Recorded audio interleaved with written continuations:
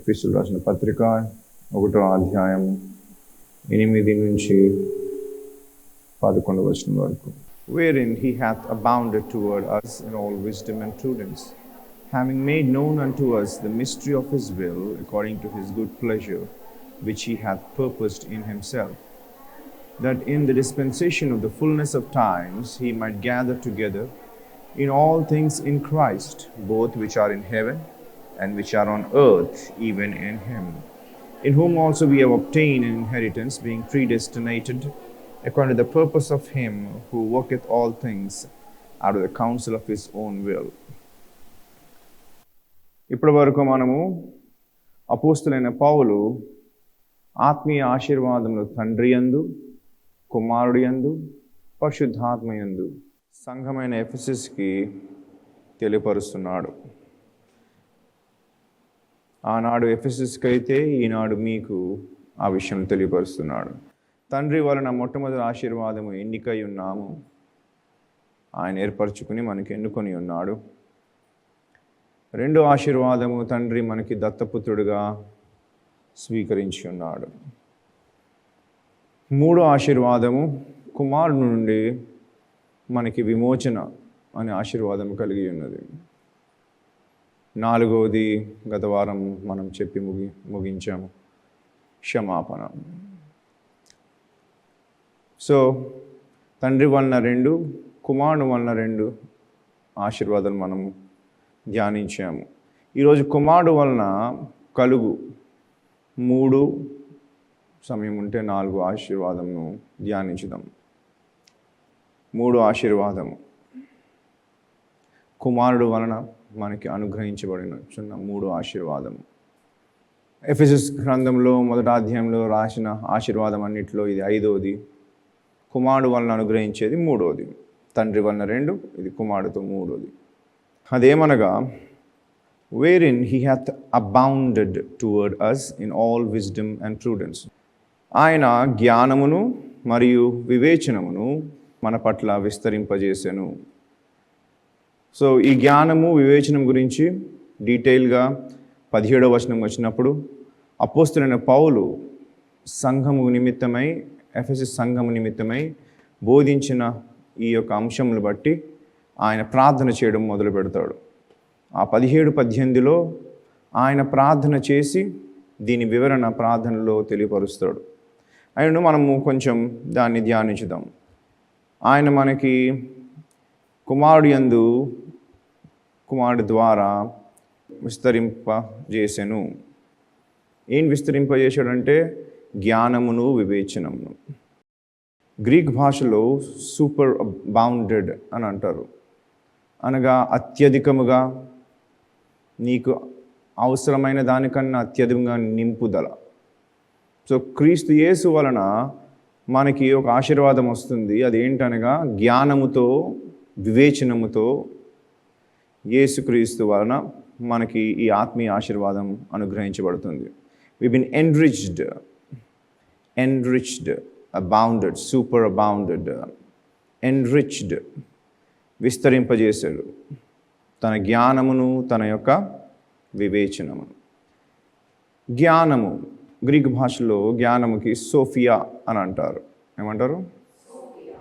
Sophia.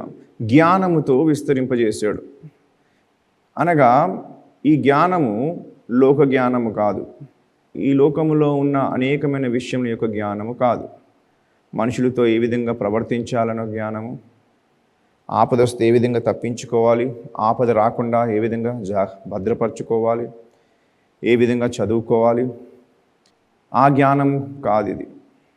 ఇది దేవుడి నుంచి ఇవ్వబడిన జ్ఞానము. ఈ జ్ఞానము లేకే హోషేయ గ్రంథంలో దేవుడు అంటున్నాడు, నా జ్ఞానము లేక ఏమయ్యారు?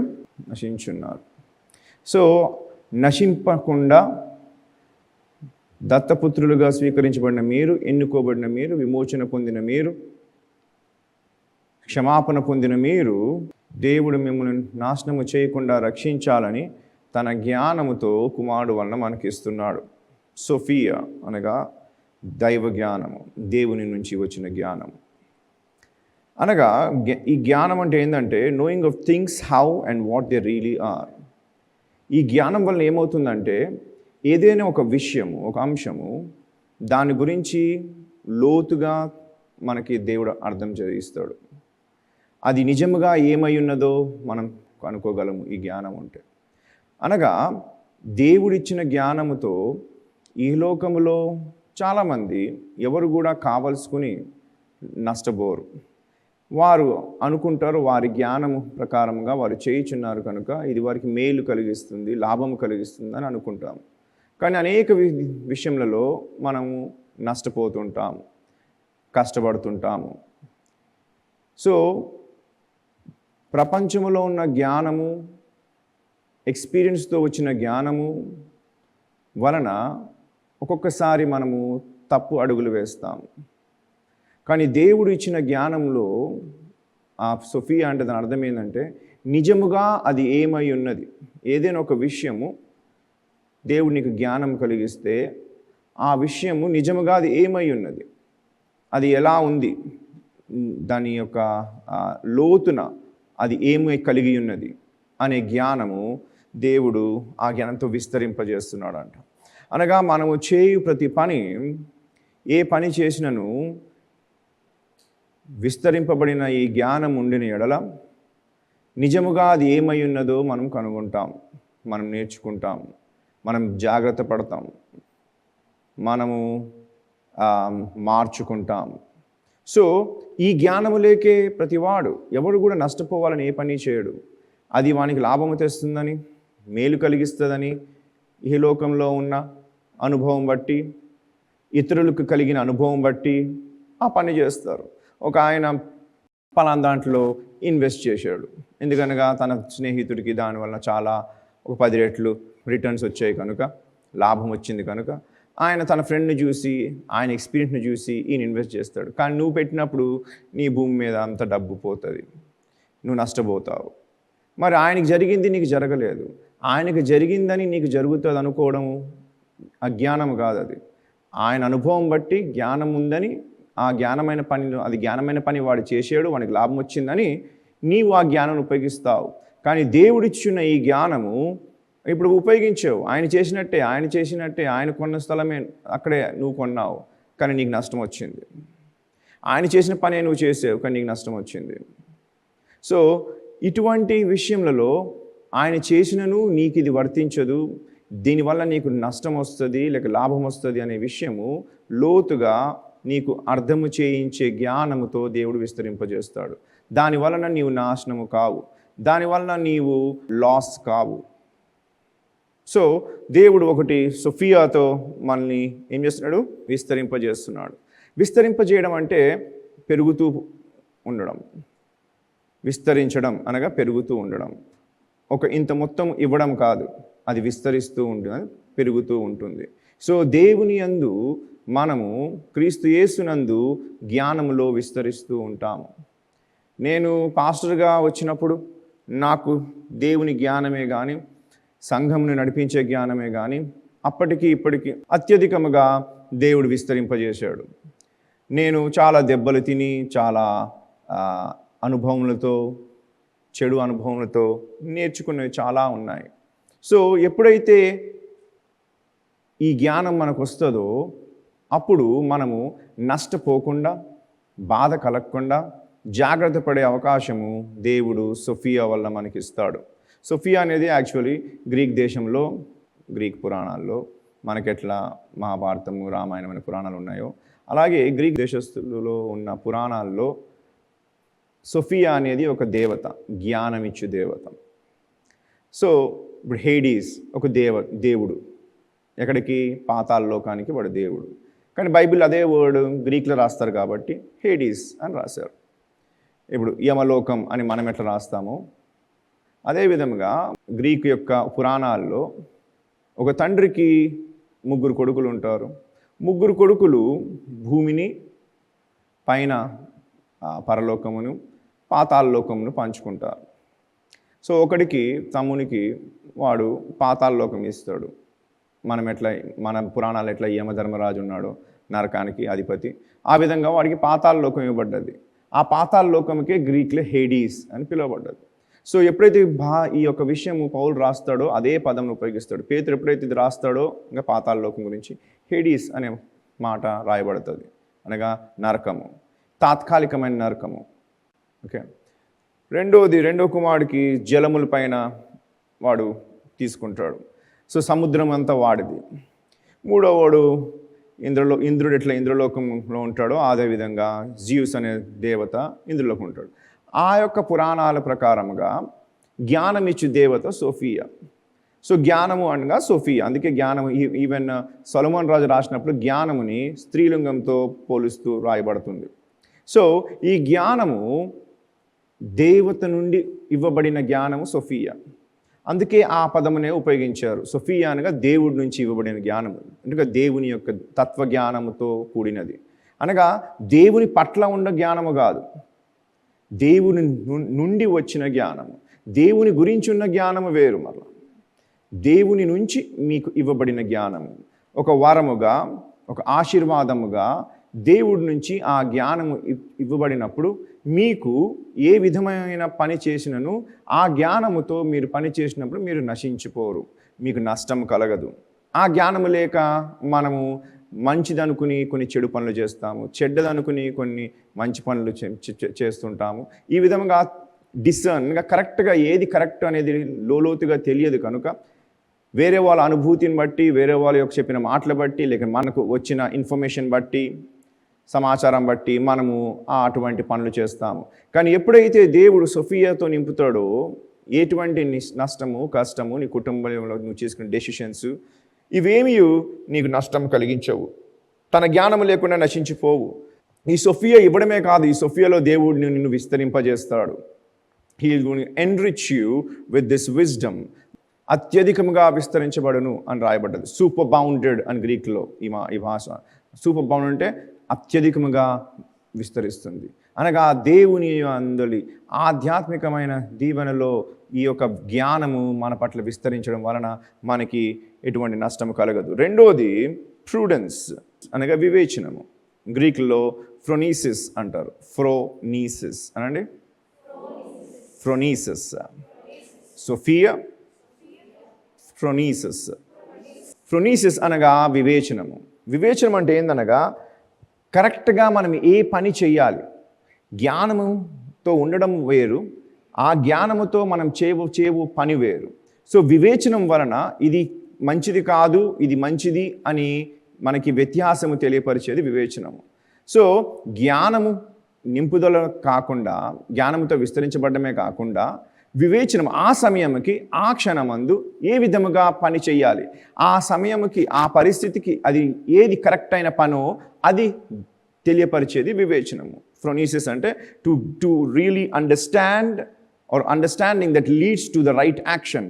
కరెక్ట్గా నీవు ఏ పని చేయాలి, నీవు పలానా పరిస్థితి వచ్చినప్పుడు ఏ పని చేస్తే అది కరెక్ట్ అగునో అది వివేచనం అంటే. సో దేవుడు వివేచనమందు, జ్ఞానమందు విస్తరింపజేయు ఆశీర్వాదము యేసుని అందిస్తున్నాడు. దీని గురించి మనము 17వ వచనంలో నేర్చుకుంటాం. మీ మనోనేత్రములు వెలిగింపబడినందున ఆయన మిమ్మును పిలిచిన పిలుపు వల్లనైనా నిరీక్షణ ఎట్టిదో, పరిశుద్ధులలో ఆయన స్వాస్థ్యము యొక్క మహిమైశ్వర్యం ఎట్టిదో, ఆయన క్రీస్తునందు వినియోగపరచిన బలాతిశయమును బట్టి విశ్వసించు మనయందు ఆయన చూపుచున్న తన శక్తి యొక్క అపరిమితమైన మహాత్మ్యం ఎట్టిదో మీరు తెలుసుకొనవలెనని మన ప్రభువైన యేసు క్రీస్తు యొక్క దేవుడైన మహిమ స్వరూపియగు తండ్రి తను తెలుసుకొనుటయందు మీకు జ్ఞానమును ప్రత్యక్షతయును గల మనస్సు అనుగ్రహించినట్లు నేను నా ప్రార్థనలు యందు మిమ్మల్ని ప్రార్థన చేస్తున్నాడు పౌలు. ఏదైతే అనగా ఇప్పుడు మనం అనుకుంటాం అడాప్షన్లు ఎంత మంచిగుంది, క్షమాపణలు ఎంత మంచిగుంది, విమోచనలు ఎంత ఉంది. కానీ దీనిలో మీరు జ్ఞానంలో అత్యధికంగా ఎదుగులాగన దైవ ప్రత్యక్షతలు అనగా నిజముగా అది ఏమై ఉన్నది, రివీలింగ్. వివేచనం అంటే ఇదేంటి, కరెక్ట్గా ఇదేమిటి, దీనివల్ల ఏమి జరుగుతుంది, ఈ మాట ఆడడం వల్ల ఏం జరుగుతుంది, ఈ పని చేయడం వల్ల ఏం జరుగుతుంది అనే వివేచనము, ఆ ప్రత్యక్షతని నీవు పొందుకోవాలని పౌలు తర్వాత 17వ వచనంలో మన గురించి ప్రార్థన చేస్తున్నాడు. సో దీని గురించి మనం ఇంకా కొంచెం లోతుగా అప్పుడు తెలుసుకుందాం. నా 9వ వచనం చదువుతాం. Having made known unto us the mystery of his will, according to his good pleasure which he hath purposed in himself. నువ్వు 8-9 చదవమ్మా. కాలము సంపూర్ణమైనప్పుడు జరగవలసిన ఏర్పాటును బట్టి ఆయన తన దయా సంకల్పం చొప్పున తన చిత్తమును గూర్చిన మర్మము. నేను మీకు రెవల్యూషన్ 10వ అధ్యాయం చెప్తున్నప్పుడు రకరకమైన మర్మముల గురించి చెప్పాను. దాంట్లో దేవుని చిత్తం యొక్క మర్మం అని చెప్పాను, సంఘం మర్మం అని చెప్పాను, రాజ్యం మర్మం అని చెప్పాను. ఎన్ని 14 మర్మములు. ఆ 14 మర్మముల్లో ఇదొక మర్మమై ఉన్నది.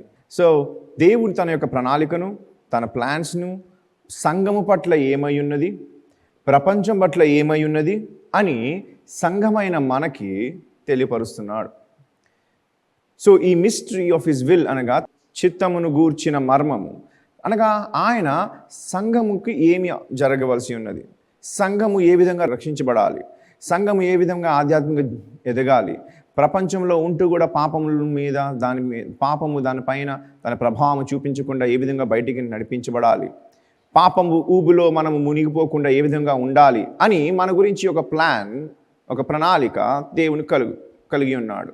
అది మనకి తెలియపరుస్తాడంట. ఎప్పుడైతే ఆ ప్రణాళిక మనం తెలుసుకుంటామో అప్పుడు ఆయన చిత్తానుసారంగా మనం నడవగలము. ఆయన చిత్తమేదో మనకు తెలియకపోయినప్పుడు చూసారు చాలామంది దేవుడి చిత్తం కాదేమో అని క్రైస్తవులు అంటారు. ఎందుకు కాదు అనగా దేవుని యొక్క చిత్తం యొక్క మర్మం నీకు తెలియదు కనుక కాదేమో అంటున్నావు. సో అవునేమో అనుకున్నావు కొన్ని రోజులు, ఇప్పుడు తీరా నీ ప్రార్థన ఆలకించబడకపోతే, ఉత్తరం రాకపోతే ఏమంటావు? ఇప్పుడు కాదేమో అంటున్నావు. ఈ రెండు అవ్వడానికి కారణము ఫస్ట్ది తప్పే, రెండోది తప్పే. ఎందుకనగా నీకు దేవుని చిత్తం యొక్క మర్మము తెలియపరచబడలేదు. అది దేవుని చిత్తం యొక్క మర్మం తెలియపరచబడితే చిత్తము ప్రకారంగా ప్రార్థన చేస్తావు, చిత్తం ప్రకారంగా జీవిస్తావు. సో యేసుక్రీస్తు వలన దేవుని యొక్క చిత్తము ఏమై ఉన్నదో ఆ మర్మంని మనకు తెలియపరుస్తాడు. ఎవరికి? సంఘమైన వారికి. ప్రపంచంకి చెప్పడు, సంఘములో ఉన్న వారికే చెప్తాడు. సంఘముకి ఆ విషయము చెబుతూ సంఘము ఏ విధంగా ఉండాలి, ఏ విధంగా ప్రవర్తించాలి, ఏ విధంగా నడుచుకోవాలి, విపత్తి వచ్చినప్పుడు ఏ విధంగా దాని నుంచి తప్పించుకోవాలి అనే మర్మములను ఆయన యొక్క ప్రణాళిక ఏమై ఉన్నది, ఆయన యొక్క ప్లాన్ ఏమై ఉన్నది అని మన పట్ల ఏమై ఉన్నదో మనకు తెలియపరుస్తాడు. అంతేకాకుండా ప్రపంచము ఏ విధంగా ఏమి జరుగుతుంది, ఏమి జరగబోతుంది అనే విషయం కూడా తెలియపరుస్తాడు. ప్రపంచం గురించి ఎందుకు తెలియపరుస్తాడు అనగా దాన్ని బట్టి మనము జాగ్రత్త పడాలని, దాని నుంచి మనం దూరంగా ఉండాలని, ప్రపంచంలో ఉన్న తన యొక్క చిత్తము మరియు సంఘము పట్ల తన చిత్తముని మనకు తెలియపరుస్తున్నాడు. ఆ యొక్క మర్మము మనకి దేవుడు క్రీస్తు యేసు వలన ఇవ్వబడుతుంది. ఇప్పుడు వరకేమో మనము విస్తరింపబడ్డాము. ఆ విస్తరింపబడిన ఏంటది? సోఫియాతోను ఫ్రోనీసిస్తోను అనగా జ్ఞానము వివేచనముతో విస్తరించబడట ఒక ఆశీర్వాదం అయితే, 6వ ఆశీర్వాదము క్రీస్తు యేసునందు 4వ ఆశీర్వాదము ఎన్లైట్మెంట్ అనగా జ్ఞానోదయము, వెలిగించబడుట అనగా జ్ఞానముతో వెలిగించబడుట. ఒకటేమో జ్ఞానముతో విస్తరింపబడుతున్నావు, ఒకటేమో వివేచనతో విస్తరింపబడుతున్నావు, రెండోది నీవు ఆయన చిత్తం ఏమై ఉన్నదో అట్టి జ్ఞానోదయం నీకు కలుగుతుంది.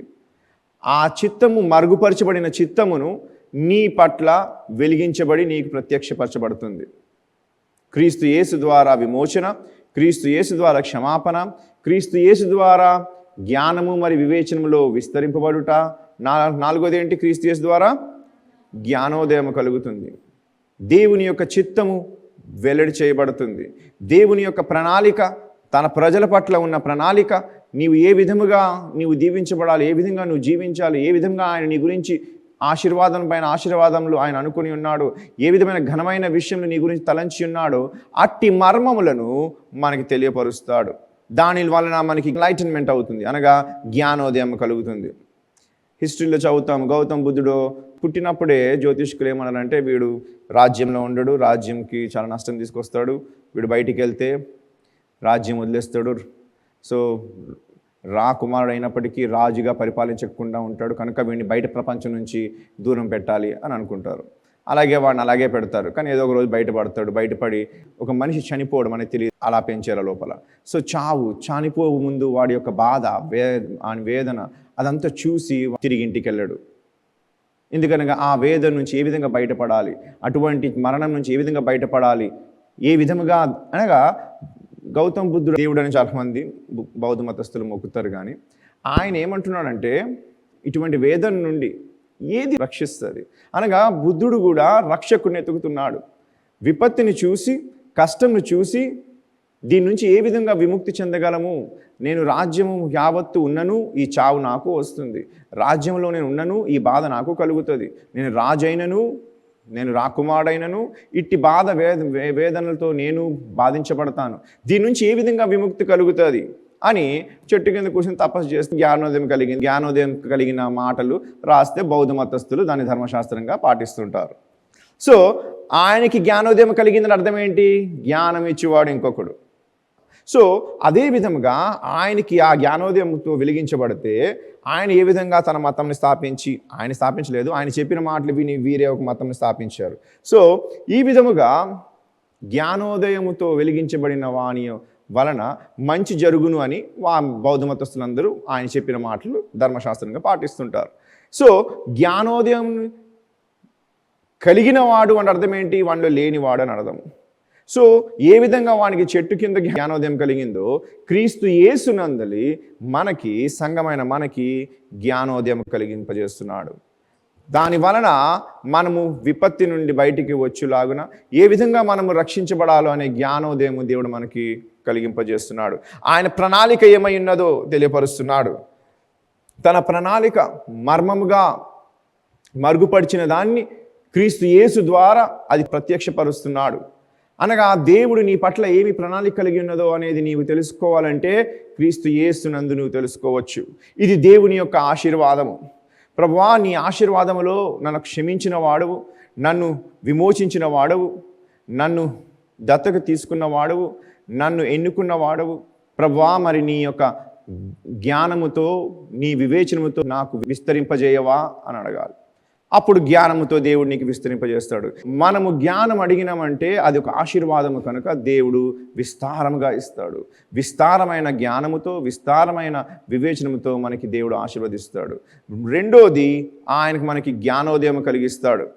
ఆయన ప్రణాళిక ఏమై ఉన్నదో సంఘము పట్ల, ప్రపంచం పట్ల ఆయనకి ఏమేమి ఆయన ఆలోచనలు అయి ఉన్నాయో అవి మరుగుపరచబడిన ఆ ఆలోచనలు, ఆ ప్రణాళికలు మనకి తెలియపరుస్తాడు. ఈ యొక్క ప్రణాళిక, ఈ ఆలోచన, దేవుని యొక్క ఆలోచన, ఈ దేవుని యొక్క ప్లానింగ్ ఈవెన్ దూతలు కూడా తెలియదు. దేవునితో నిత్యము పరిశుద్ధతలో పరిశుద్ధమైన పనులు చేస్తూ పరిశుద్ధుని దగ్గర, పరిశుద్ధుని యొక్క ఆలయములో ఉంటూ వారు ఆరాధించున్న దేవదూతలు కూడా ఈ మర్మము తెలియదు, ఈ ఆశీర్వాదం ఇవ్వబడలేదు. ఒకసారి 1 పేతురు 1వ అధ్యాయం 12వ వచనం చదువుదాం. పరలోకం నుండి పంపబడిన పరిశుద్ధాత్మ వలన. ఎక్కడి నుంచి పంపబడ్డది? పరలోకం నుండి. ఎవరు పంపబడ్డాడు? పరిశుద్ధాత్మ వలన. ఆత్ముడు పరలోకం నుండి పంపబడ్డాడు. ఓకే, పంపబడ్డాడు. ఎక్కడ పంపబడ్డాడు? భూలోకం పంపబడ్డాడు. పరిశుద్ధాత్ముడు దేవుని చేత పంపబడిన వాడు. నీవు పిలిస్తే నీ పిలుపు అందుకునే వచ్చిన వాడు కాదు, దేవుని చేత పంపబడిన వాడు. అనగా పరిశుద్ధాత్ముడు నీవు పొందాలనేది దేవుని యొక్క చిత్తమై ఉన్నది, అది దేవుని ప్రణాళిక అయి ఉన్నది. దేవుని ఆత్మకి పూజిస్తున్న దేవదూతలకు లేని ఈ శుభవార్త ఈ యొక్క పరిశుద్ధాత్ముడు సంఘము అయిన మనకి, భూలోకమందున్న మనకు నిమిత్తమై పంపించబడి ఉన్నాడు. అలా చదవము. పరలోకం నుండి పంపింపబడిన పరిశుద్ధాత్మ వలన మీకు సువార్త ప్రకటించిన వారి ద్వారా మీకిప్పుడు తెలుపబడిన ఈ సంగతుల విషయమై తమ కొరకు కాదు కానీ మీ కొరకే తాము పరిచర్య చేసిరను సంగతి వారికి బయలుపరచబడెను. దేవదూతలు ఈ కార్యములను తొంగి చూడ గోరుచున్నారు. అంటే అర్థం ఏంటి? వారు ఎప్పుడు చూడలేరు. నేను చెప్పాను ఫస్ట్లో, మీకు ఒకసారి స్టార్ట్ చేసినప్పుడు చెప్పాను. ఎప్పుడైతే నిగూఢమైన మర్మములు పరిశుద్ధాత్మని వలన సంఘములో దేవుడు తెలియపరుస్తాడో అవి వినుటకు పరలోకంలో ఉన్న దూత సమూహములు వచ్చి వింటాయి. అందుకోసమే నేను 10 మంది ఉన్నా, 20 మంది ఉన్నా, నేను ఉజ్జీవముతో, ఉత్సాహముతో దేవుని వాక్యం చెప్తాను. ఎందుకనగా మనుషులు, కనబడని మనుషులు మనకి ఉన్నను లేకపోయినను అనేకమైన దేవదూతల సమూహము ఇటువంటి మాటలు వినుటకు పరలోకం నుంచి తొంగి చూస్తాయంట. సో పరలోకం నుండి రావడం కష్టమా, లేక కుక్కటిపల్లి నుంచో లేకపోతే మురళీనగర్ నుంచి రావడం కష్టం? ఆలోచించాను. పరలోకము నుండి దేవుని స్థానమును, దేవుని పరిశుద్ధమైన ఆలయమును, దేవుని యొక్క మండుచున్న పర్వతంలో పరిచయం చేయుచున్న ఆ దూతలు, ప్రభువా నీవు వెల్లడి చేయుచున్న నీ మర్మములు తెలుసుకోవాలని ఆశతో ఉన్నామని ఆయనకు అనుమతి తీసుకుని ఇక్కడికి వస్తాయి. ఎందుకనగా పరిశుద్ధాత్ముని వలన దేవుడు తన యొక్క దాసులకు వలన సువార్త మీకు అందింపజేస్తున్నాడు. పరిశుద్ధాత్ముని వలన. అది దేవుని దాసుని యొక్క గొప్పతనం కాదు, అది మీ గొప్పతనము కాదు, ఇది దేవుని గొప్పతనము. ఇది దేవుడు తన ప్రజల గురించి చేసిన ప్రణాళిక.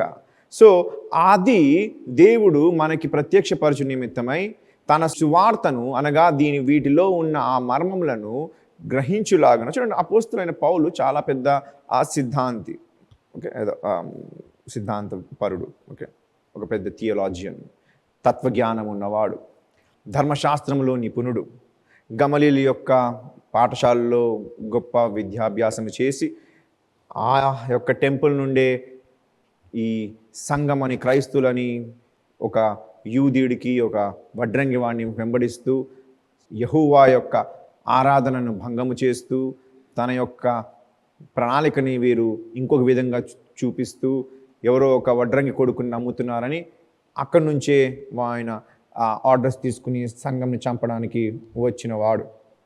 సో అంత నిపుణుడైన వాడు తర్వాత దేవుడే స్వయంగా ఆయనకి ప్రత్యక్షమై ఆయన ఏమై ఉన్నాడో ఆయన ప్రణాళిక యావత్తు ఆయనకు తెలియపరిచాడు. అటువంటి జ్ఞానమైన పౌలు రాసిన పత్రిక, నేను ఎప్పుడు ఆ పత్రికలు చెప్పాను. నేను ఎందుకు ఎఫిషియన్స్ తీసుకున్నానో నాకు తెలియదు అసలు. సో పరిశుద్ధమైన పౌలు అటు ధర్మశాస్త్రంలో నిపుణుడైన వాడు, గమలీలు యొక్క శిష్యుడైన వాడు, మరియు దేవుని చేత పంపబడిన అపోస్తలుడు, దేవుని ఆత్మతో నింపబడి ఇట్టి విషయములు తన రాజ్యం గురించి, తన ప్రజల గురించి, తన సంఘం గురించి చెప్పబడిన అనేకమైన మర్మములతో కూడినవన్నీ ఆయన బోధిస్తే ఆయన రాసిన ఆ పత్రిక మీ దగ్గర కూడా ఉంది. మీరు చదువుతుంటారు. మీరు చదివినప్పుడు మీకు ఇటువంటి లోతుగా అర్థం కానప్పుడు మరి పాస్టర్లైన మేము, సేవకులైన మేము, మాకు మాత్రం ఏ విధంగా అర్థమైపోతుంది? అందరూ అపోస్తుల పౌలునంత జ్ఞానవంతులు కాదు, అటువంటి అపోస్తులమైన కార్యం చేయము, అపోస్తులమైన పరిచయం చేసిన మనం కాము, అపోస్తుల పౌలుకున్న దేవుని యొక్క ప్రణాళిక మా పట్ల లేదు. సో ఏ విధంగా ఆయన చెప్పిన మాటలు మేము మీకు చెప్పగలం? అదే ఆయన చెప్తున్నాడు. ఇప్పుడు మళ్ళీ చదవము. పేతురు చెప్తున్నాడు ఫస్ట్ నుంచి, పరలోకం నుండి పంపబడిన పరిశుద్ధాత్మ వలన. సో పరలోకం నుంచి ఎవరు పంపబడ్డాడు? పరిశుద్ధాత్ముడు. అనగా పరలోకం నుండి దేవుడే స్వయంగా దిగి వస్తున్నాడు. ఎక్కడికి? భూలోకంకు. ఎందుకు వస్తున్నాడు? మీకు సువార్త. ఇప్పుడు మీకు సువార్త ఎవరు ప్రకటిస్తున్నారు? ఇప్పుడు మీకు ఈ యొక్క ఎఫెసీస్ గ్రంథంలో మీకు దీని విశదీకరణ ఎవరు చెప్తున్నారు? నాలాంటి ఒక పాస్టర్, నాలాంటి ఒక సేవకుడు, దేవుడు పరిచయం చేయవాడు. సో నాలాంటి వానితో, అట్టి జ్ఞానము లేని వానితో పరిశుద్ధాత్ముడు వచ్చి ఆ సువార్తని అందింపజేస్తున్నాడు. అనగా పరిశుద్ధాత్ముడు నీకు తన ప్రణాళికను తెలియపరచాలని పరలోకం నుండి భూమికి వచ్చి తన యొక్క దాసులను ఎన్నుకుని వారి నోటి నుండి ఆయన మర్మములను, ఆయన ప్రణాళికను మీకు వెల్లడి చేస్తున్నాడు. ఇది దేవుని యొక్క పని అయి ఉన్నది. ఇది దేవుని యొక్క ఆశీర్వాదం అయి ఉన్నది. చదువు. పరలోకం నుండి పంపబడిన పరిశుద్ధాత్మ వలన మీకు సువార్త ప్రకటించిన వారి ద్వారా. ఎవరి ద్వారా? సువార్త ప్రకటించిన వారి ద్వారా. అనగా పరిశుద్ధాత్ముడు వచ్చి ఈ సువార్తను ప్రకటించే వారిని ఎన్నుకుని వారితో ఈ యొక్క మాటల దైవ ప్రత్యక్షను తెలియపరుస్తాడు. అనగా పరిశుద్ధాత్ముడు మీకు ఆ దేవుని ప్రణాళిక తెలియపరచు నిమిత్తమై ఆయన కొంతమంది ఎన్నుకుని వారి ద్వారా ఈ శుభమైన వార్తని మీకు అందింపజేస్తున్నాడు. మీకు ఇప్పుడు తెలియబడిన ఈ సంగతుల విషయమై తమ కొరకు కాదు గాని మీ కొరకే తాము పరిచర్య చేసిరను సంగతి వారికి బయలుపరచబడెను. దేవదూతలు ఈ కార్యములను తొంగి చూడగోరుచున్నారు. దేవదూతలు ఇది వినాలనుకుంటున్నారు. మనము చైర్స్ వేస్తాం కానీ మన చర్చ్ బాల్కనీ మొత్తము దేవుని దూతలు తొంగి చూస్తుంటారు. ఏమి దేవుని యొక్క ప్రణాళిక మీ పట్ల కలిగి ఉన్నదో. ఎందుకనగా దేవుని యొక్క ప్రణాళిక ప్రకారంగా వారు పని చేయాలి. వారి పని చెయ్యాలి అనగా దేవుని యొక్క మర్మము తెలుసుకోవాలి. అట్టి మర్మము దేవుడు పరలోకంలో వారికి తెలియపరచట్లేదు. అర్థమవుతుందా? దేవుని దూతలు దేవుని యొక్క ప్రజల నిమిత్తమై పరిచర్య చేయడానికి వారికి రావాల్సిన ఇన్స్ట్రక్షన్స్ పరలోకంలో ఇవ్వబడట్లేదు. ఈ సంఘములో దేవుడు పరిశుద్ధాత్ముడే స్వయంగా దిగి వచ్చి చెప్పుచున్నప్పుడు మీరు గ్రహించినప్పుడే వారికి వారి పనులు తెలియపరచబడుతున్నాయి. మీకు ఇవ్వబడిన ఆశీర్వాదం వారు తెలుసుకుని ఆనందిస్తుంటారు. ఎందుకనగా వారికి ఆ విషయం తెలియదు. ఇట్టి మర్మములు, దేవుని యొక్క జ్ఞానము, దేవుని ప్రణాళిక తెలియని దూతల యొక్క ఆ విషయము, ఆ సువార్త మనకు దేవుడు అందింపజేస్తున్నాడు. అది కేవలం పరిశుద్ధాత్ముని వలన. మరి ఇది ఆశీర్వాదం కాకపోతే ఏంటి చెప్పండి? దేవదూతలు పరలోకము నుండి భూమికి దిగి వచ్చి తొంగి వింటున్నారు, చూడాలని ఆశపడుతున్నారు.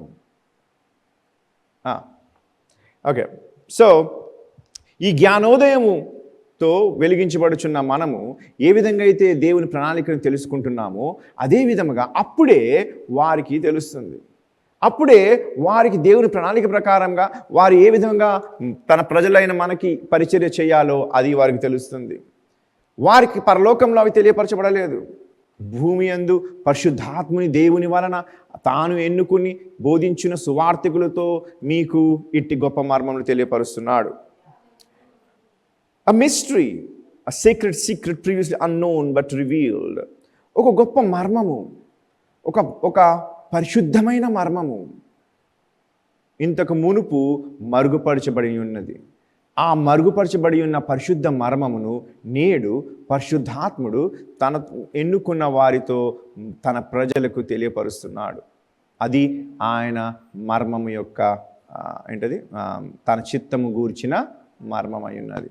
అనగా తన చిత్తము ఏమై ఉన్నదో మరుగుపరచబడిన దాన్ని పరిశుద్ధాత్మ వలన ఇప్పుడు మీకు ఏం చేస్తున్నాడు? తెలియపరుస్తున్నాడు. మీతో పాటు ఎవరు తెలుసుకుంటున్నారు? దేవుని దూతలు తెలుసుకుంటున్నారు. ఇప్పుడు the dispensation of fullness of time. చూడు, కాలంలో ఉంటుంది చూడు, సుమారు 9-8లో ఉంటుంది. కాలము సంపూర్ణమైనప్పుడు జరగవలసిన ఏర్పాటును బట్టి ఆయన చాలు ఏం సంపూర్ణం అవ్వాలమ్మా? ఏం సంపూర్ణం అవ్వాలి బ్రదర్స్? కాలం. ఎవరికైనా బాగాలేదనుకోండి సెలవు పెట్టేస్తారు ఆఫీస్కి కదా. ఎవరికైనా బాగాలేదనుకోండి వాళ్ళు బాస్ చెప్తారు. కానీ సేవకుడు మాత్రం బాగున్నా బాగాలేకపోయినా సెలవు పెట్టలేడు. నేను రాత్రి నుంచి చాలా అస్వస్థతలో ఉన్నా. Okay, dispensation of the fullness of time చదవమ్మా. కాలము సంపూర్ణమైనప్పుడు జరగవలసిన ఏర్పాటును బట్టి ఆయన తన దయా సంకల్పం చెప్పున తన చిత్తమును గూర్చిన మర్మమును మనకు తెలియజేసి. Okay, the dispensation of the fullness of time. Dispensation అంటే ఈ కాలము పరిపాలించువాడు. ఏదైనా ఒక పరిపాలన. ఇప్పుడు ఇంట్లో హౌస్ వైఫ్స్ ఉంటారు, వారి ఇల్లుని పరిపాలిస్తారు. ఏది ఎక్కడ ఉండాలి, ఎలా ఉండాలి, ఏం కావాలి, ఏం చూడాలి, ఎప్పుడు ఎవరు వెళ్తారు. సో అదంతా పరిపాలన. సో ఒక ప్రభుత్వ పరిపాలనే కానీ, ఒక కంపెనీ పరిపాలనే కానీ, ఒక గృహం యొక్క పరిపాలనే కానీ, ఏదో ఒక పరిపాలనని డిస్పెన్సేషన్ అంటారు. అనగా ఈ కాలంని పరిపాలించేవాడు ఒకడు ఉన్నాడు. కాలంలో నువ్వు నేను ఉన్నాము, కానీ ఆ కాలంని పరిపాలించేవాడు ఒక పరిపాలకుడు ఉన్నాడు. ఆ కాలము పరిపాలించేవాడు అనగా తన పరిపాలన అది మొదలయ్యి ఒక దగ్గర ముగుస్తుంది. అనగా తాను ఆ కాలము యందు ఆయన చేయుచున్న పరిపాలన అనగా ఆయన పని ఏమై ఉన్నదో అది కంప్లీట్ అయిన పిమ్మట అని రాయబడి ఉన్నది. అర్థమవుతుందా? డిస్పెన్సేషన్ పరిపాలకుడు అనగా గ్రీక్లో ఏమంటారంటే ఓయికనోమియా అనగా ద వన్ హూ అడ్మినిస్టర్స్ అనగా నడిపించువాడు, నాయకుడు అనగా కాలమును నడిపించువాడు, కాలమును జరిగించువాడు. అందుకే ఆయనకి ఆల్ఫా ఒమేగా అని పేరు. అనగా ఆది నుంచి అంతం వరకు కాలమంతయు ఆయనే. సో ఈ ఆది అంతము ఎవరికి తెలియదు.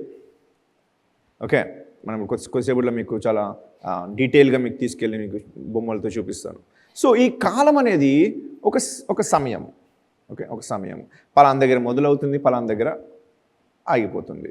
ఈ కాలం యావత్తు దేవుడు పరిపాలకుడుగా ఉన్నాడు. ఈ కాలంలో ఆయన పరిపాలించుచున్నాడు. అర్థం ఏంటి? ఆయన తన పని చేయిస్తున్నాడు. పరిపాలకుడు ఏం చేస్తాడు? ఆయన కింద ఉన్న వారితో ఆ పనులు చేయిస్తాడు. అదే విధముగా ఈ యొక్క కాలము సంపూర్ణ అవ్వడానికి ప్రతి కాలములో పనిచేయువాడు దేవుడు.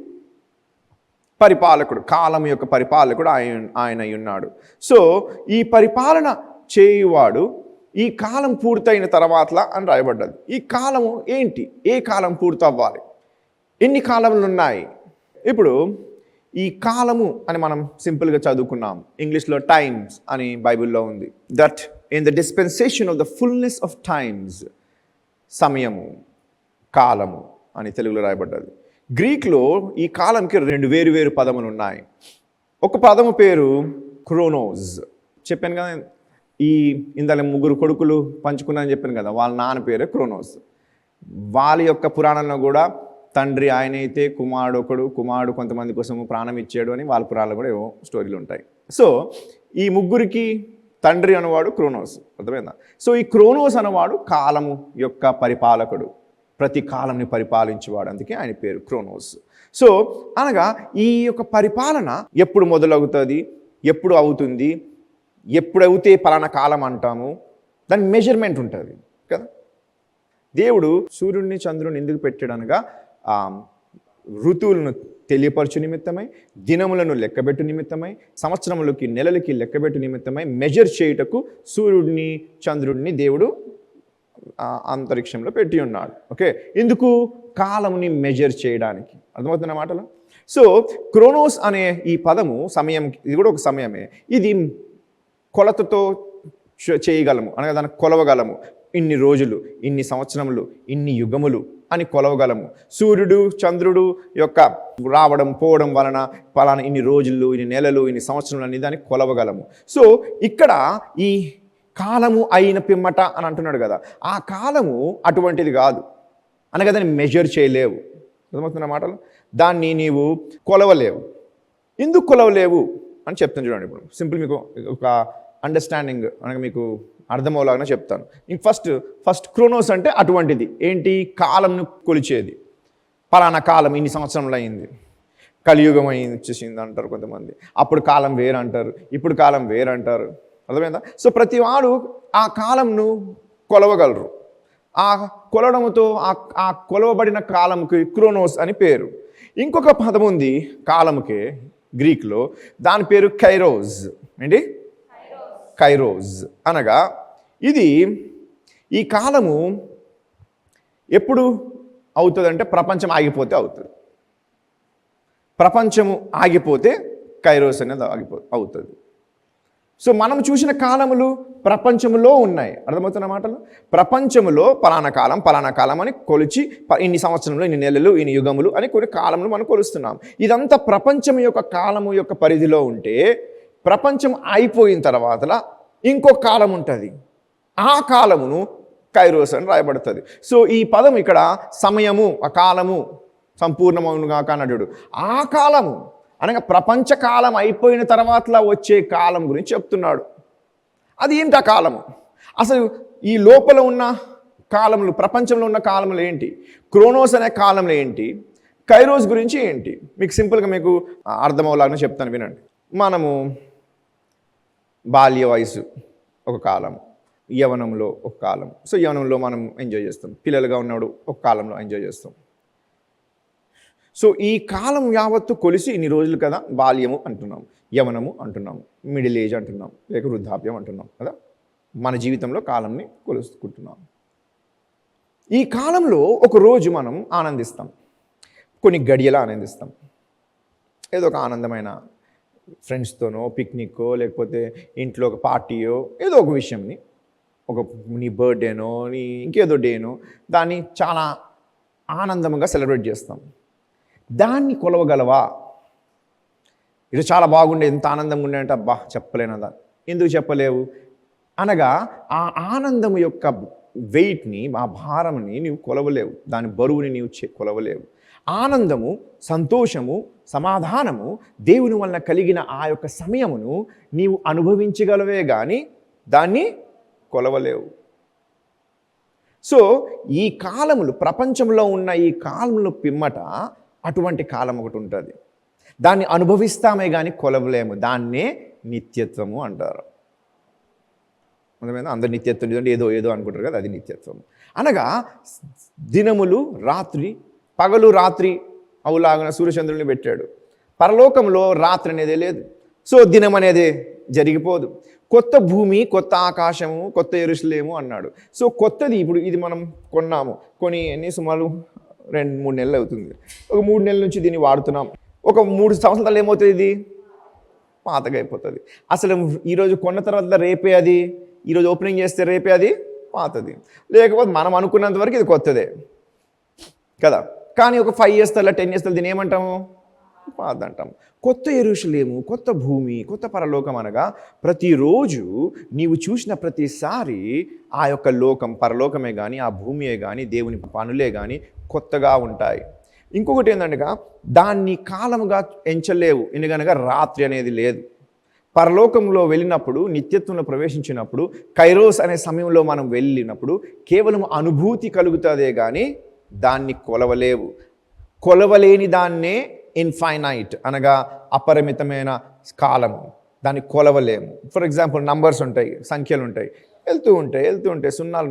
నీకు పలకడానికి పదములు లేకపోవచ్చేమో కానీ సున్నాలు పెంచుకుంటూ పోవచ్చు. నంబర్స్ పెరుగుతూ పోతే ఏంటంటే అది పెరుగుతుంది. సో దానికి ఇన్ఫినిటీ అంటారు, అనంతం అనగా అంతము లేనిది. సో ఈ కైరోస్ అనేది ప్రపంచ కాలము అయిన పిమ్మట ఈ యొక్క సమయం ఉంటుంది. ఆ సమయము, అప్పుడు ఉన్న ఆ ఆనందము, ఆ సమయము ఇప్పుడే దేవుడు మనకి కలిగింపజేయగలడు. అప్పుడు దేవుడు ఏమేమి చేస్తాడో అవి ఈ కాలంను సంపూర్ణమైన పిమ్మట మనకి, అనగా సంపూర్ణమైన తర్వాత రావాల్సినది దేవుడు ఇప్పుడే మనకు అనుగ్రహించగలడు.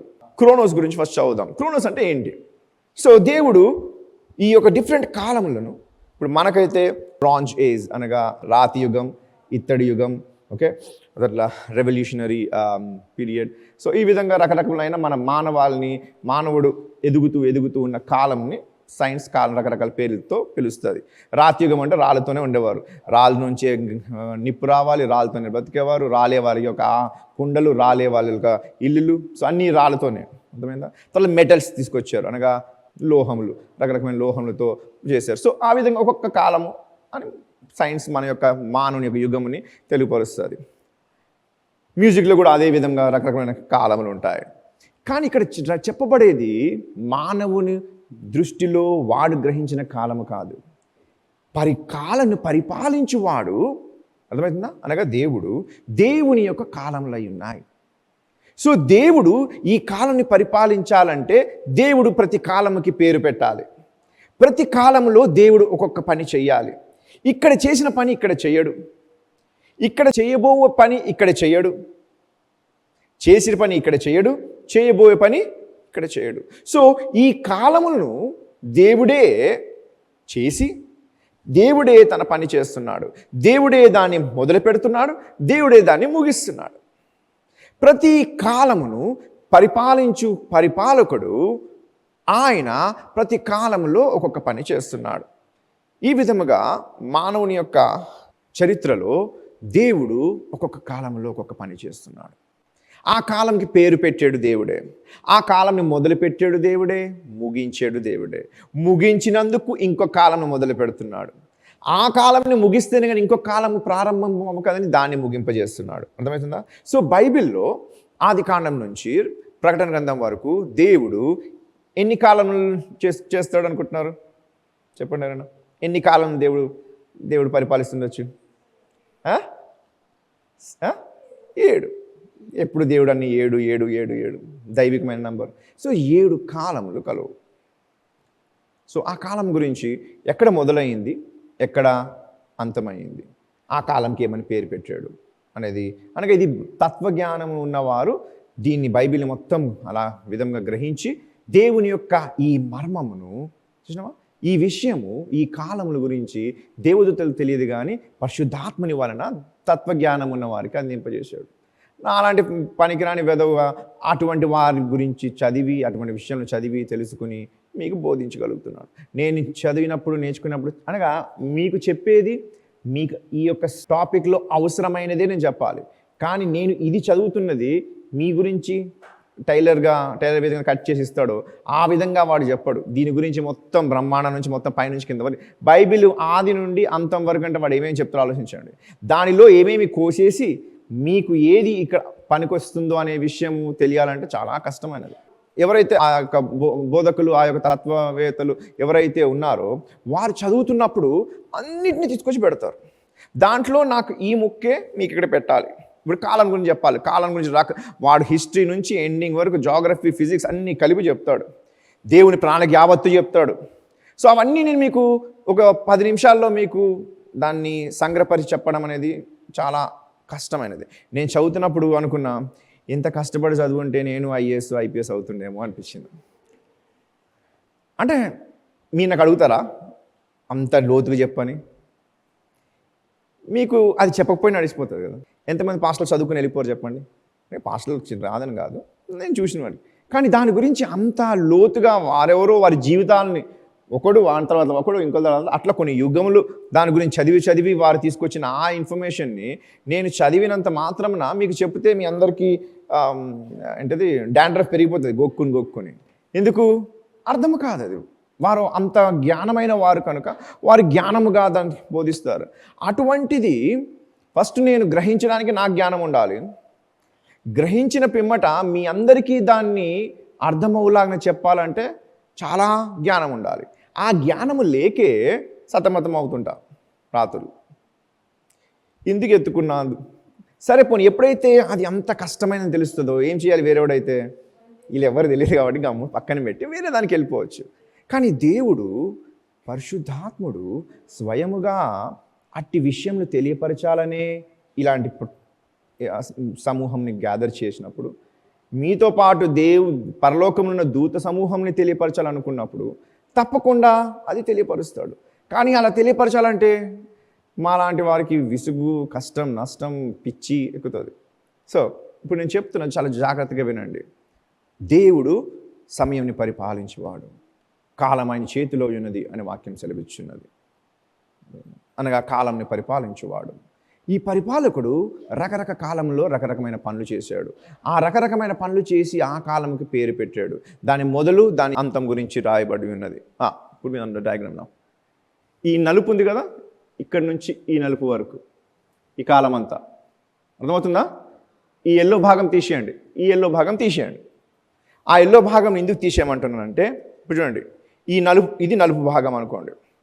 దీనికి ఇవతల ఉన్నది ఒక కాలం, దీనికి అవతల ఉన్నది ఇంకొక కాలం. వీటికి పరిధి లేదు, అందుకే నిత్యత్వము అన్నారు. ఈ నిత్యత్వములో నిత్యత్వం కాలమే కదా. ఈ నిత్యత్వం అనే కాలంలో కూడా ముందు జరిగేది ఒక కాలం ఉంది, ఇంకా చాలా ఉంది కదా. దేవుడు రాకడా, దేవుడు మనమే, ఇదంతా ముందు జరిగే కాలం. ఇది నిత్యత్వంలో ఉన్నదే. సో కాలంలో జరిగేవి కొన్ని జరిగిపోయాయి, కొన్ని జరుగుతాయి. ఓకే, ఆ పిమ్మట నిత్యత్వం, ఫ్యూచర్ నిత్యత్వం అనగా భవిష్యత్తులో నిత్యత్వం అనే కాలం ఉంది ఒకటి. భవిష్యత్తు కాలంలో నిత్యము ఉంటుంది కదా. అదే విధముగా చూడు, ఎప్పుడైతే భూమి ఆకాశం సృష్టించకపోయినప్పుడు మునుపు, దేవదూతలను కూడా దేవుడు సృష్టించే మునుపు దేవుడు ఉన్నాడు కదా. అది అప్పుడు కదా, ఎప్పుడు నుంచో ఉన్నాడు కదా. ఆది నుంచి, ఆదిలో నువ్వు లేవు, అంతంలో నువ్వు లేవు. ఓకే, సో ఇటువైపుది ముందున్న కాలం. నిత్యత్వము కాలం ఎప్పుడు స్టార్ట్ అయింది తెలియదు, కానీ దానికన్నా ముందు అనగా దేవుడు ఆది యందు లోకం అక్కడ స్టార్ట్ అయిపోయింది కాలం, లోకం సృష్టించింది. కానీ దానికన్నా ముందు ఉన్నది ఇది నిత్యమైన పూర్వకాలము. నిత్యము ఉంటుంది కానీ పూర్వమైనది. ఓకే, ముందు. ఆ తర్వాత కాలంలో వచ్చాయి. కాలం సమాప్తి అయిపోయిన తర్వాత నిత్యమైన భవిష్యత్తు కాలం. మనం ఎప్పుడైతే పరలోకంకి వెళ్తామో నిత్యమైన భవిష్యత్తు కాలంలో ఉంటాము.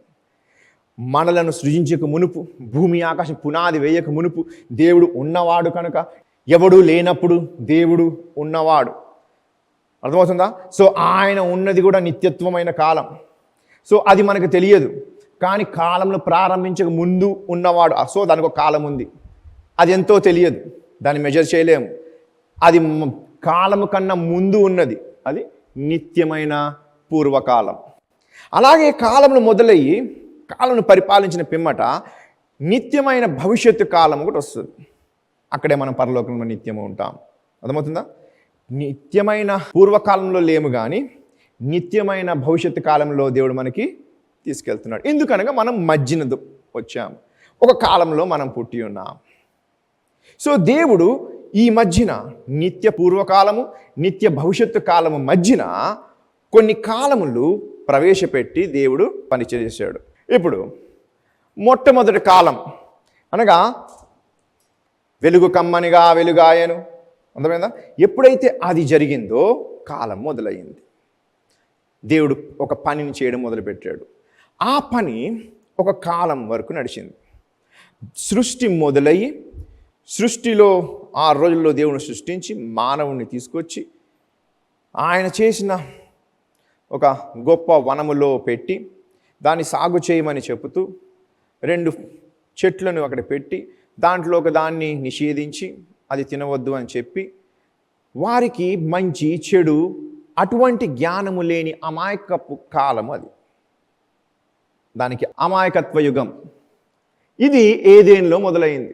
ఎక్కడ మొదలైంది?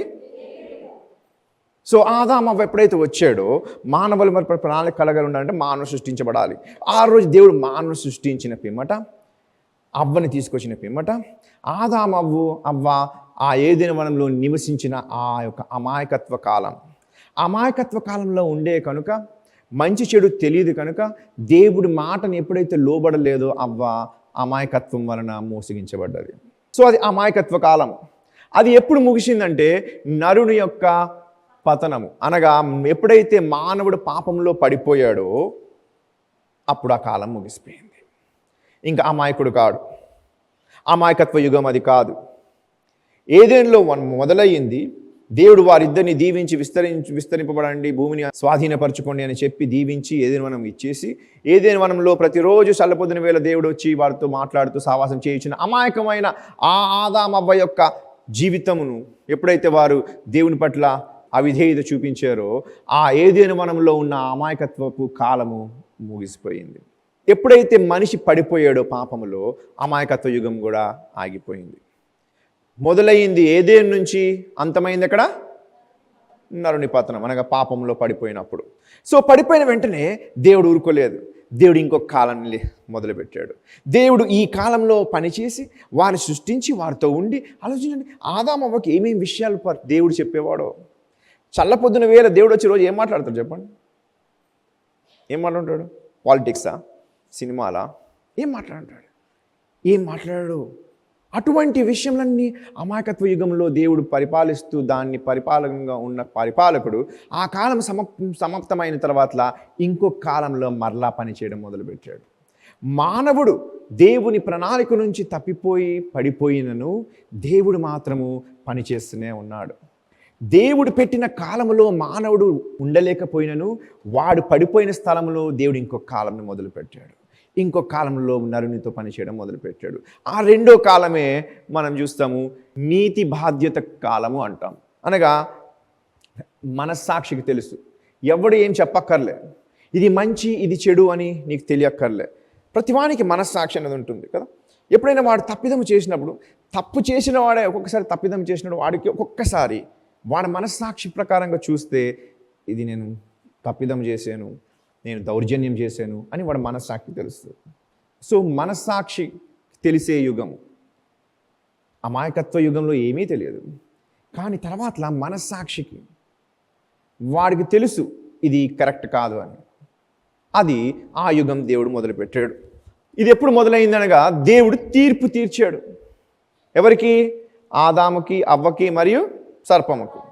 సో ఈ ముగ్గురికి ఎక్కడైతే ఏదైనా తీర్పు తీర్చాడో అక్కడి నుంచి మనస్సాక్షి తెలిసే నీతి బాధ్యతని గ్రహించే మనస్సాక్షి యుగం స్టార్ట్ అయింది. అర్థమవుతుందా? అనగా ఇది మంచిది, ఇది చెడు. ఇప్పుడు పండు తిన్నారు, మంచి చెడు పండు తిన్నారు కనుక ఇప్పుడు ఇది మంచిది ఇది చెడుదని వారు గ్రహించగలరు. ఇంతకుముందు అమాయకత్వ కాలంలో అది వారికి తెలియదు, కానీ ఇప్పుడు వారిది మంచిది ఇది చెడ్డది అని తెలుసుకుని గ్రహింపు కలిగింది. ఆ గ్రహింపులో వారు జీవించడం మొదలుపెట్టారు. ఆ యొక్క మనస్సాక్షి కాలంలో నీతి బాధ్యతలు ఏ విధంగా, అప్పుడు ధర్మశాస్త్రం లేదు, పాస్టర్లు లేరు, పెద్దవారు లేరు బోధించడానికి. సో ఏ విధముగా వారికే మనస్సాక్షికి తెలిసేది ఇది కరెక్ట్, ఇది నీతి, ఇది దుర్నీతి, ఇది మంచిది, ఇది చెడ్డది అనే విషయం వారు గ్రహించేవారు. అర్థమవుతుందా? సో ఈ కాలము పడిపోయిన నరుని యొక్క జడ్జిమెంట్ రోజు ఈ కాలం మొదలైంది. సో ఎప్పుడైతే దేవుడు ఒక గొర్రె పిల్లని వధించి దాని రక్తంను ప్రోక్షించి మీరు చేసిన తప్పిదం బట్టి దీన్ని చంపాను అని చెప్పినప్పుడు వాడి మనస్సాక్షికి తెలిసింది వాడి తప్పు.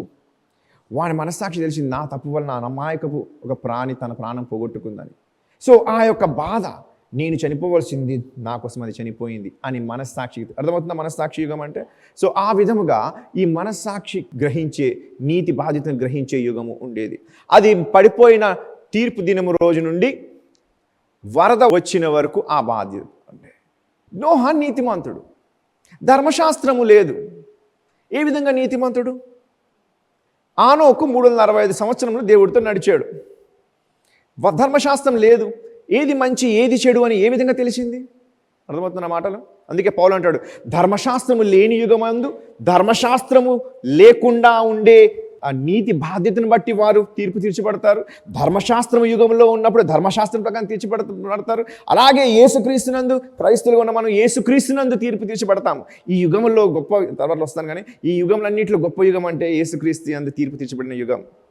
ఎందుకనగా అది వారు చేసే తప్పిదముల యొక్క వారి ఫలితము. కానీ ఇక్కడ మన తప్పిదము యావత్తు క్రీస్తు యేసును వహించి ఆ యొక్క దాన్ని బట్టి తీర్పు తీర్చిపడిన యుగంలో మనం ఉన్నాం. సో చాలా దీవించబడిన యుగం. అక్కడికి వెళ్ళినప్పుడు వద్దాం మనం. అందుకే అక్కడ చాలా ఆరోస్ పైన కింద ఏమో అవుతున్నాయి అక్కడ. Okay, let's look at that later. So నీతి బాధ్యతను మొదలైన యుగం తీర్పు, ఏదైనా తీర్పు ఇచ్చాడు. బయటికి వచ్చారు. బయటకు వచ్చినాక కైన్ ఏబేల్ ఆఫరింగ్స్ ఇస్తున్నారు. ఆఫరింగ్స్ ఇచ్చినప్పుడు కైన్కి తెలుసు, ఏబేల్కి తెలుసు దేవుడు రక్తం కోరుతున్నాడని. కానీ కైను వాడి దగ్గరికి వెళ్ళి ఎందుకు అడుక్కోవాలి? ఎందుకంటే వీడేమో వ్యవసాయకుడు, వాడేమో గొర్రెలు కాపరు. సో ఇప్పుడు దేవునికి కావాల్సింది కైన్ ఇవ్వాలంటే ఏం చేయాలి? ఆ రోజుల్లో డబ్బులుండేవి కావు కాబట్టి చాలా మటుకి ప్రాచీన కాలంలో బార్టర్ సిస్టమ్ అనేవారు. అంటే ఇచ్చిపుచ్చుకోవడం. నేను కిలో బియ్యం నీకు ఇస్తే మంగళోడికి వాడు సంవత్సరం కొడుకు నాకు నా కొడుక్కి కత్తిరించాలి. అర్థమైందా? ఆ విధంగా సర్వీసెస్ని, నేను రక్షణ నీకు కలిగిస్తే నాకు భోజనం నువ్వు పెట్టాలి. వాడు ఉన్నాడు యుద్ధవీరుడు, వాడు ఎనిమిస్ రాకుండా రక్షిస్తాడు. సో వాడు రక్షిస్తే వాడికి భోజనం, వాడు మరి వ్యవసాయం చేయలేడు కదా. సో వ్యవసాయకుడు వాడికి భోజనం పెడితే వీడు వాడికి రక్షణ కలిగింపజేస్తాడు. అర్థమవుతుందా? బార్టర్ సిస్టమ్ అనేవారు. అనగా నువ్వు ఇది ఇస్తే నేను నీకు అది ఇస్తాను అని. సో ఇప్పుడు ఆ సమయంలో అటువంటి సిస్టమ్ ఉండేది. ఇప్పుడు ఏ దేవునికేమో రక్తముతో కూడిన అర్పణ కావాలి. విశ్వాసం వలన ఏబేలు కైను కన్నా చాలా ఉత్తమమైన అర్పణ ఇచ్చి ఉన్నాడని హీబ్రూ పత్రిక చెప్తుంది. అనగా విశ్వాసం వలన ఏబేలు అర్పణ ఇస్తున్నాడు. అర్థం ఏంటి? విశ్వాసం ఎలా వస్తుంది అసలుకి? వినుట వలన. ఏం వింటే? మరి దేవుని వాక్యం రాయబడలేదు. దేవుని వాక్యము ఎవరు బోధించలేదు, పాస్టర్లు లేరు. మరి ఎవరు ఏ విధంగా వారికి విశ్వాసం వచ్చింది? అనగా ఈ యొక్క నీతి బాధ్యత కలిగిన యుగంలో ఎప్పుడైతే ఆదాము బయటకు వచ్చారో వారే వారి పిల్లలకి నీతి బాధ్యతను చెప్పారు. సో కాబట్టి ఇప్పుడు కైనుకు తెలుసు దేవుడు ఏమో కోరుకునేది రక్తంతో కూడిన అర్పణ. కానీ వాడి దగ్గరికి వెళ్ళి నేను ఎందుకు తగ్గాలి అని, నా దగ్గర నుండి నాకు ఉన్నది దేవుడికి ఏందో అది ఇస్తాను అని దేవుడు చెప్పిన దాన్ని వినక వాడికి నచ్చింది ఇచ్చాడు. ఎప్పుడైతే అది ఇచ్చాడో దేవుడు అంగీకరించలేదు. అంగీకరించకపోయినప్పుడు వాడి బాధ కలిగింది, కోపం వచ్చింది. సో తమ్ముడిని కొట్టి చంపేశాడు. కానీ వాడికి తెలుసు ఏంటి వాడు చేసిన అపరాధం అని. అందుకే దేవుడు అడిగినప్పుడు వానికి ఆ యొక్క నీతి విషయం తెలుసు కనుక, నీతిమంతుడు అడుగుతున్నప్పుడు నేను తెలియదని దాచుకోవడం వలన నాకేమనడేమో అనుకున్నాడు. అర్థమవుతున్న మాటలు? నాకేం తెలుసు అంటే దేవుడు తెలియదా? దేవుడు ఎందుకు అడుగుతున్నా తెలియదా వాడికి? కాదు, వాడి మనస్సాక్షి చెప్తుంది అది ఏంటి వాడు చేసిన తప్పు అని. కానీ అదే మనస్సాక్షి యుగంలోనే ఆ మనస్సాక్షి చెప్పింది వినేవారు కాదు. అలాగే నోహా కాలంలో నోహా ఏ విధంగా నీతిమంతుడు అయ్యాడు? ధర్మశాస్త్రం లేదే, బోధించిన ప్రవక్తలు లేరే. ఏ విధముగా ఆనోకే కానీ, సేతే కానీ, ఈనోషే కానీ వీరందరూ ఏ విధముగా దేవునితో నడిచారు? ధర్మశాస్త్రం లేకుండా ఉన్న ఈ యుగములో నీతి ఏ విధంగా వీరికి కలిగింది? దేవుడు చెప్పిన మాటలు, పితరులు చెప్పినది పిల్లలకు చెబితే ఆ విధంగా వారు చేస్తూ విని విశ్వాసము వలన వారి నీతి యొక్క బాధ్యతను వహిస్తూ ఉండేవారు. ఆ నీతి బాధ్యత ఫ్లడ్ వచ్చిన తర్వాత నోహాకును మరియు సమస్త సృష్టిని దేవుడు సంరక్షించి అందరినీ నాశనం చేసేసాడు. ఆ యుగం సమాప్తం అయిపోయింది. ఫ్లడ్కి వెళ్ళి బయటికి రాగానే షేమ్, హామ్, జాపేతు విస్తరించి వారి వారి సంతానం విస్తరించబడి ఒక సమయమందు అందరూ కలిసి ఏకముగా కూడి ఏక మనసు కలిగి అందరూ ఒకటే మనసు ఒకటే దాంతో వచ్చి వారందరూ కలిసి ఒక పరిపాలన మొదలుపెట్టారు. మనమందరం కలిసి ఒక గోపురం కడదాము, దేవునితో సరి సమానంగా ఉండే స్థలమును మనం నియమించుకుందాము అని మానవులందరూ కలిసి ఏక మనసు కలిగి, అర్థమవుతుందా, ఒకటే స్వభావముతో ఒకటే ధ్యేయముతో ఒకటే లక్ష్యముతో వారు కలిసి పనిచేయడం మొదలుపెట్టారు. సో దీనికి పరిపాలకుడు అని అనక ఆ రోజుల్లో ప్రతివాడు దీన్ని లోబడి ఆ మానవుని యొక్క పరిపాలన నడిచింది కొన్ని సంవత్సరములు. ఎప్పుడు? ఫ్లడ్ అయిపోయిన తర్వాత, అనగా వరదతో దేవుడు నాశనం చేశాడు భూమిని. ఆ జలప్రలయము తర్వాత మొదలైంది ఈ కాలం. ఏది? మానవుని యొక్క పరిపాలన కాలం. మానవుడే పరిపాలిస్తున్నాడు, వాడే పరిపాలకుడు. వాడు దేవునితో సమాంతరంగా వెళ్దామంటే అందరూ ఆ మాటని లోబడి చేయడం మొదలుపెట్టారు. అందరికీ ఏక మనసు కలిగి ఉన్నారు, ఐక్యత ఉంది, ఎవరికి భేదములు లేవు. అందరూ కలిసి ఒకటే పనితో ఒకే లక్ష్యంతో కలిసి పని చేస్తున్నారు. ఇది మానవాళి యొక్క పరిపాలన కాలం. అది వరద తర్వాత మొదలైంది, బాబేలు గోపురం దగ్గర ముగిసిపోయింది. ఎక్కడ? దేవుడు వచ్చి చూద్దాం కింద వీరు ఏం చేస్తున్నారో అని అంటున్నాడు అని ఒక మాట అంటాడు. వీరిని కానీ ఆపకపోతే వీరిని ఏది ఆపలేదు అని ఒక మాట అంటాడు. దాని అర్థం ఇంకోరోజు చెప్తాను. సో బాబేలు గోపురం దగ్గర ఐక్యతతో ఉన్న ఈ మనుషులకు, ఏక మనసు కలిగిన వీరికి, మానవ పరిపాలనలో ఉన్న ఈ కాలంలో మనుషులను గందరగోళముతో నింపడానికి, ఒకరి మీద ఒకరికి కోపము తెచ్చుకుని కొట్లాడుకునే విధముగా చేయుటకు భాషల్ని ప్రవేశపెట్టాడు. బాబేలు గోపురం పైనుంచి వచ్చిన అగ్నితో అది నాశనం అయిపోయినప్పటికీ అక్కడ ఉన్న వారికి మాత్రం ఏమైంది? ఐక్యతతో ఉండి ఒక మనసుతో కలిగి ఉన్న వారందరికీ ఇప్పుడు భేదములు పుట్టి ఒకడు చెప్తే ఇంకోటి చెప్తే ఏం మాట్లాడుతున్నారని వాడికి ఆ విధంగా అందరూ కొట్లాడుకున్నారు. గందరగోళం అంతా ఏర్పరచబడ్డది. ఎవరి వలన? దేవుడు భాషలను తీసుకొచ్చి మానవుల యొక్క పరిపాలనలో ప్రవేశపెట్టినప్పుడు భాషల వలన గందరగోళం జరిగింది. ఇంకొకసారి భాషలు దేవుడు తీసుకొచ్చినప్పుడు ఐక్యత కలిగింది. అనేకమైన భాషలు రావడం వలన గందరగోళము జరిగి ఒక్కొక్కరు కొట్లాడుకుంటే పెంతుకోసు దినం రోజు అన్య భాషలు వారు మాట్లాడి ఐక్యతతో ఒక సంఘముగా ఏర్పరచబడ్డారు. ఓకే, మనము నరుని పరిపాలన వరద తర్వాత మొదలయ్యింది, బాబేలు గోపురం దగ్గర ముగిసిపోయింది. తర్వాత దేవుడు వాగ్దాన కాలము అని మొదలుపెట్టాడు. అబ్రాహాంని పిలిచాడు. అప్పటి వరకు అందరూ అన్యులే. సెతుకు పుట్టిన వారే కానీ, కైనికి పుట్టిన వారే కానీ, వీరందరూ ఎవరు? అన్య జనాంగమే. అన్యులైన వారిలో అబ్రహాం ఒక అన్యుడు, వారి నాన్న టెరహా ఒక అన్యుడు, షేము యొక్క గోత్రం చెందినవాడు. సో ఈ షేము కుమారుల్లో ఉన్న టెరహా అని పిలిచాడు. వాడు తన కొడుకులను వాళ్ళ కోడలను పట్టుకుని బయలుదేరి హారాన్ అనే ప్రదేశంకి వచ్చి, బహుశా దేవుడు చెప్పింది ఇదే అనుకుంటా, ఇంత సస్యశ్యామలంగా ఉంది కదా అని ప్రదేశంని అక్కడ వాడు నివసించడం మొదలుపెట్టాడు. వీడు పనికిరాడు, నేను పిలిచిన పిలుపుకి నా వాగ్దానానికి వీడు పనికిరాడు అని చెప్పి దేవుడు వాని కుమారుడైన అబ్రహాముతో మాట్లాడి అబ్రహాముకు చెప్తాడు, నేను నీకు ఒక పట్టణం కట్టిస్తాను, నేను నీతో వాగ్దానం చేస్తాను అని. సో అప్పుడు మొదలైంది వాగ్దాన కాలం. అబ్రహాముతో చేసిన వాగ్దానము ఇస్సాకుతో నెరవేర్చాడు, ఇస్సాకుతో చేసిన వాగ్దానము యాకోబుతో నెరవేర్చాడు, యాకోబుతో చేసిన వాగ్దానము 12 మంది కుమారులతో నెరవేర్చాడు, 12 మంది కుమారుల్లో ఉన్న యోసేపుతో నెరవేర్చాడు. సో వాగ్దాన కాలము అబ్రహాంతో మొదలయ్యింది. కానీ ఎప్పుడైతే కుటుంబముగా 70 మంది ఐగుప్తులోకి ప్రవేశించారో యోసేపు కాలమందు, ఆ వాగ్దాన కాలం ఆగిపోయింది.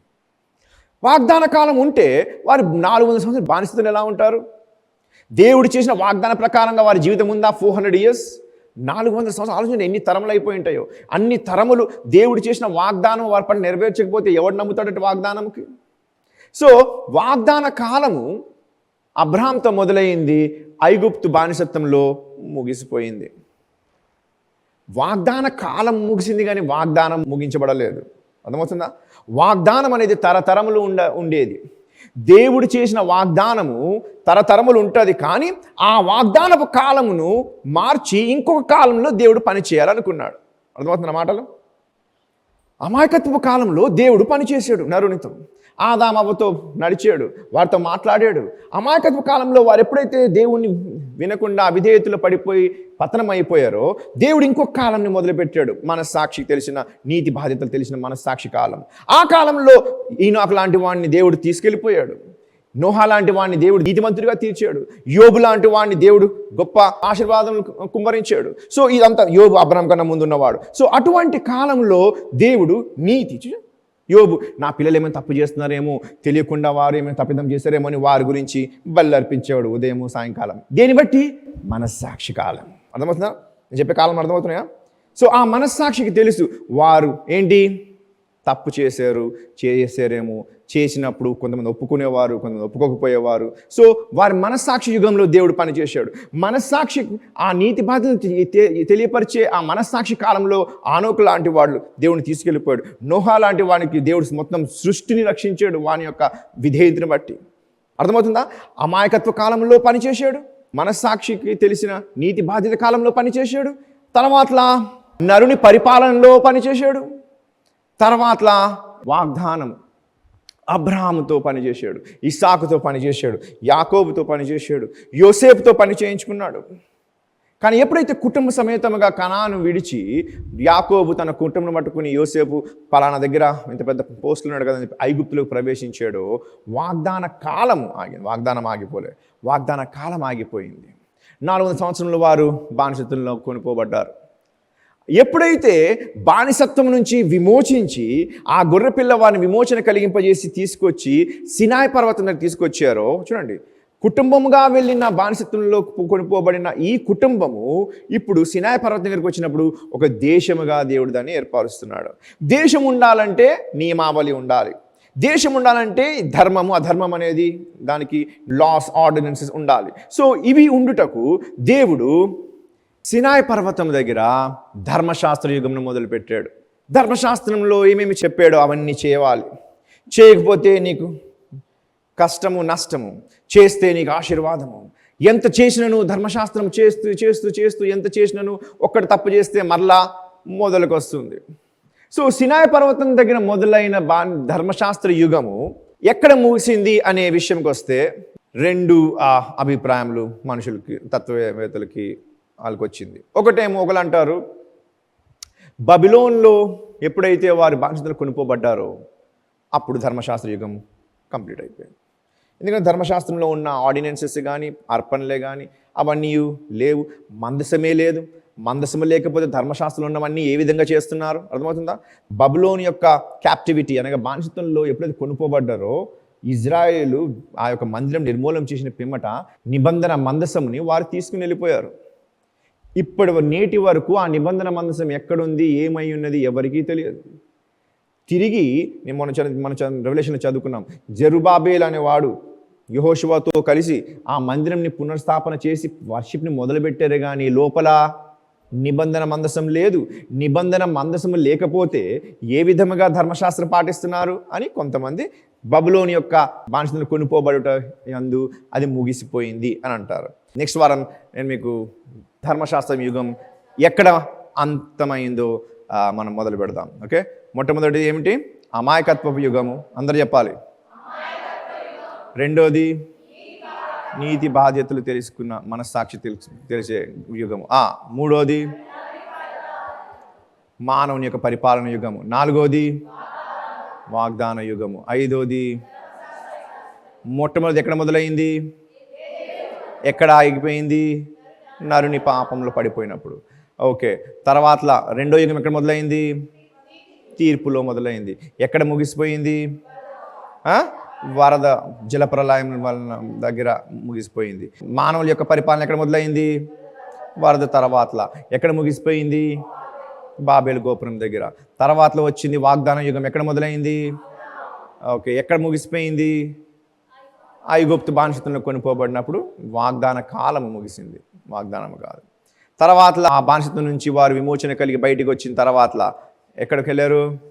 సినాయి పర్వతం దగ్గరికి వెళ్ళారు. సినాయి పర్వతం ఏం మొదలైంది? ధర్మశాస్త్ర యుగం. ఎక్కడ సమాప్తమైంది అనేది వచ్చే వారం తెలుసుకుందాం. పరిశుద్ధుడా, నీతిమంతుడా, కాలములను పరిపాలకుడా, పరిపాలించు వాడవు, కాలము నీ హస్తములో ఉన్నది నాయనా. ప్రతి డిస్పెన్సేషన్ని నడిపించు వాడవు, ప్రతి కాలములో నీవు పనిచేసి ఉన్నావు. ఈ కాలంలో నీవు మానవుని పట్ల పనిచేయు కాలంలో ఉన్నవి. ప్రతి కాలములో మానవుని యొక్క వైఫల్యము, మానవుని యొక్క దుర్నీతి, అవిధేయత తెలిసినప్పటికీ నీవు ఇంకో కాలంలో మరొకసారి వాడితో పనిచేస్తున్నావు. అటువంటి గొప్ప దేవుడవు నీవు. ఈ కాలం గురించి మేము తెలుసుకుంటుండగా నీ ఆత్మ మాకు ఇచ్చి మేము గ్రహించలాగా మాకు జ్ఞానం దయచేయమని యేసు అతి పరిశుద్ధ నామములో అడుగుచున్నాము తండ్రి. ఆమేన్.